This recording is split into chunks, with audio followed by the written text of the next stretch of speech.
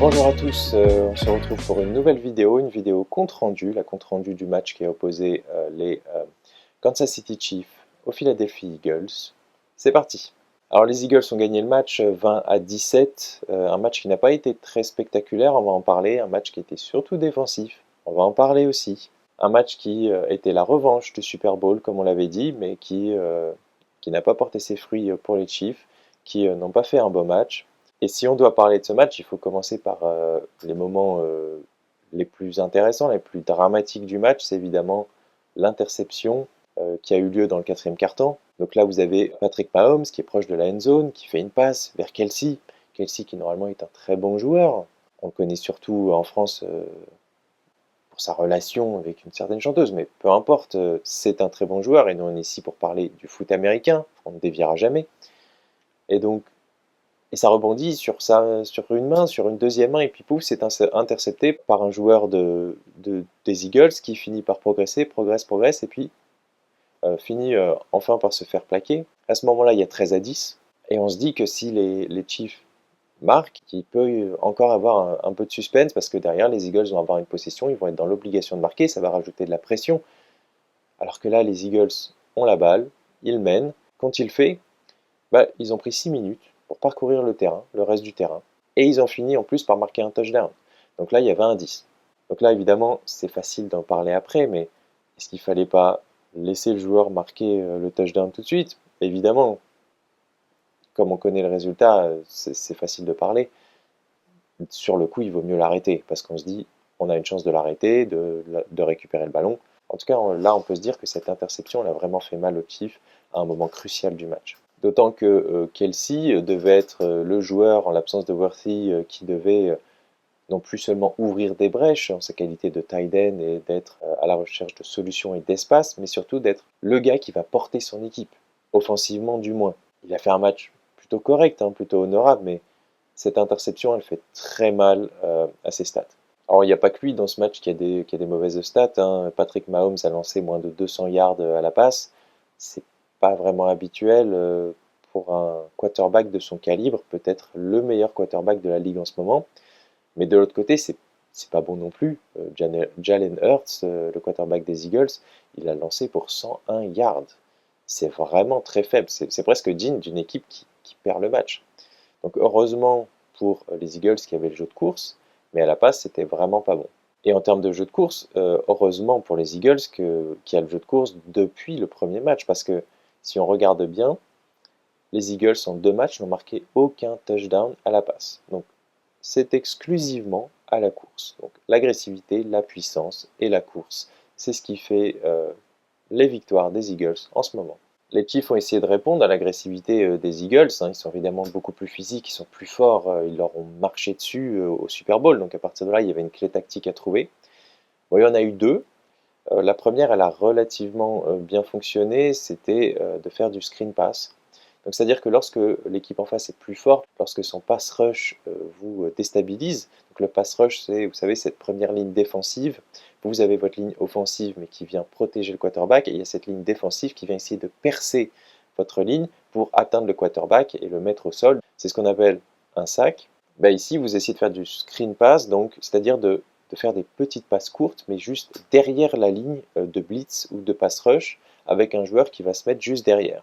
Donc c'est plutôt intéressant lorsque vous avez plusieurs options. Il n'y en avait pas des masses. On l'a dit, Worthy était absent, il y a eu Kelce, bon. Et puis, vous ne progressez pas vraiment. 5 yards à peu près. Vous progressez parfois de 5 yards environ. Et donc il faut y aller petit à petit, et ça explique aussi le fait qu'il y a eu très peu de points marqués, très peu de touchdowns marqués, parce que on n'avance pas vite sur le terrain, en tout cas du côté des Chiefs. Et de l'autre côté, en défense, l'idée c'était de blitzer à mort, donc faire des blitz.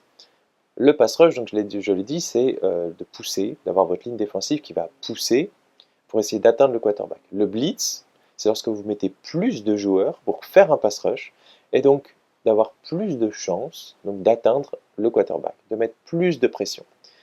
Vous avez à peu près 64% des jeux défensifs des Chiefs qui ont abouti à un blitz. Donc, en tout cas, ils ont essayé de faire du blitz à 64%. Au final, il me semble que la pression effective sur le quarterback, elle était entre 30 et 35%. C'est pas du tout efficace. C'est absolument pas efficace. Ça, c'est la première chose. La deuxième chose, au Super Bowl, il n'avait quasiment pas tenté de blitz. Donc là, il y a eu un pari fait par Vic Fangio, le coordinateur défensif, et ça n'a pas fonctionné.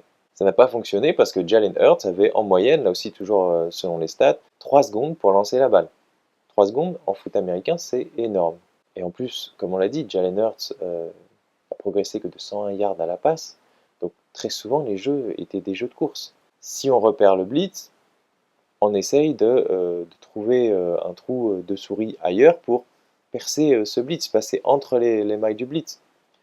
En tout cas, ce qui est sûr, c'est que ça n'a pas fonctionné et les Eagles ont pu progresser un peu plus vite que les Chiefs sur le terrain. Alors ça ne veut pas dire que les Eagles ont été bons en attaque, ça veut simplement dire que les Chiefs ont été inefficaces. Les Eagles ont progressé à la course. Lorsqu'il y a eu des jeux de passe, ils ont essayé de faire ce qu'on avait mentionné, hein, de faire des fausses pistes, des feintes, d'essayer de libérer des espaces. Bon, ça a fonctionné moyennement parce que ils ont essayé d'être en contrôle, de garder la balle, et surtout ils ont privilégié le jeu de course. Donc au final, on a deux équipes qui ont tenu relativement le coup en défense. On a vu, les Chiefs n'ont pas vraiment avancé, c'est que les Eagles ont aussi fait un bon jeu, puis les Eagles sont bons contre le screen pass. Ça, c'est une première chose. La différence, c'est faite sur les attaques. L'attaque des Eagles, bien qu'étant peu productive à la passe, a fait le boulot sur le jeu de course. L'attaque des Chiefs, elle n'a pas vraiment fait le boulot. Il n'y a pas eu d'espace libéré, Worthy n'était pas là, Kelsey, on l'a dit, il a été pas trop mal, mais il n'a pas porté son équipe alors qu'on s'attendait. Et puis à un moment, on a vu Patrick Mahomes quasiment rechercher systématiquement Thornton. C'est pas non plus le meilleur joueur du monde. Bon, c'est un wide receiver, il a certaines qualités, il a marqué un touchdown, ça c'est pas mal. Mais c'est tout, ça s'arrête là. Et donc, lorsque vous n'avez pas de possibilité, vous faites quoi? Ben, le quarterback, il part à la course. Alors parfois c'est prévu, quand vous avez Lamar Jackson, lorsque vous avez Jalen Hurts, comme les Eagles ont, lorsque vous avez Josh Allen, il y a pas mal de joueurs de quarterback qui peuvent courir et qui sont assez puissants pour parcourir des yards. Patrick Mahomes, il peut le faire, mais souvent c'est plus parce qu'il y est contraint. Et là, il a clairement été contraint de partir à la course. Il a en première mi-temps couru à peu près 60 yards. C'est son total le plus élevé dans une mi-temps. Et donc, vous en remettre au jeu de course de Patrick Mahomes, c'est pas idéal. Et les Eagles, eux, ont très bien réussi à forcer les Chiefs à jouer sur leurs points faibles. On empêche Mahomes de faire des passes, on force à courir. C'est aussi simple que ça. Alors pour Mahomes, c'est évidemment deux prestations en demi-teinte, mais c'est surtout parce qu'il est tout seul. Et il y a une petite stat pour lui, il n'a plus perdu 3 matchs d'affilée depuis la fac. Donc le prochain match va avoir son importance pour lui, et nous on l'attend avec impatience. Donc avant de nous quitter, un petit mot sur le touche-push qui a été utilisé par les Philadelphia Eagles. Le touche-push, c'est lorsque, au lieu de tenter une passe ou de partir à la course, vous prenez la balle, le quarterback prend la balle, et il est poussé, donc toute l'équipe pousse dans une sorte de mêlée au rugby. Mais là, vraiment, ça peut vraiment être au final un joueur qui arrive derrière vous et qui vous pousse d'une main et qui vous fait franchir la ligne. Généralement, vous faites ça quand vous avez un yard, moins d'un yard à parcourir. Ça évite de prendre un risque, de faire un jeu. Alors ici, ça n'a pas été très bien fait, toujours très bien fait. Puis il y a eu des moments un peu bizarres, notamment avec l'arbitrage, des false starts, donc lors des faux départs, lorsque vous démarrez trop vite. Alors, il y a eu un moment, un genou qui était posé à terre, mais honnêtement, avant d'avoir passé la ligne, qui n'a pas été appelé par les arbitres. Donc ça a un peu été agaçant tout au long du match d'avoir ce jeu, d'avoir des touche-push qui est un peu un jeu facile, parce que vous prenez et puis pouf, vous foncez. Vous avez moins d'un yard à faire. Puis il y a des équipes qui maintenant le font très bien, c'était une spécialité des Eagles avant, mais maintenant il y a des équipes qui le font très bien. Les Bills notamment sont super forts. Et là, ça a été un peu mal fait, ça devenait un peu agaçant. Alors je sais qu'on n'a pas trop le droit de toucher au touche-push pour les Eagles, parce que c'est comme le jeu de course, c'est la base du foot américain pour beaucoup de gens. Mais si on remet les choses dans leur contexte, le touche-push, c'est une bande de gars avec un ballon au milieu qui se mettent des mains aux fesses dans une espèce de mêlée orgiaque. le foot américain, c'est censé être la virilité par excellence. Beaucoup sont là, on dit ah il est costaud, ah, il fonce dessus, il l'a foutu par terre et tout. Bon là c'est une bande de mecs qui se mettent des mains aux fesses. Donc la virilité, on repassera. Et quand c'est mal exécuté, bah, franchement c'est chiant. Donc c'est tout pour ce match. Je vais évidemment parler de mon prono. J'ai perdu. Oui, j'avais parié sur les Chiefs. Donc bon, première défaite. Vous voyez les résultats de l'année. Une victoire, une défaite. Bon, ce qui est un peu embêtant pour moi, c'est que s'il n'y a pas cette interception, je pense que je prends la victoire. Puis en plus, j'avais donné plusieurs pronos, puis il y en a plein qui sont passés. Notamment les Patriots, c'était une surprise. Mais pour vous qui étiez là, vous le saviez. On avait dit hein, que les Dolphins allaient perdre. Il y avait les Bills, il y avait les Cowboys, il y avait les Lions. J'en avais donné plein qui sont passés.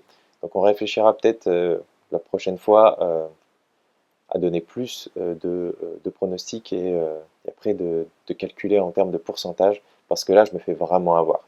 Mais bon, une victoire, une défaite, on va essayer de faire mieux la prochaine fois. Je vous remercie de m'avoir suivi, je vous souhaite une bonne semaine, on se retrouve la semaine prochaine pour la Week 3.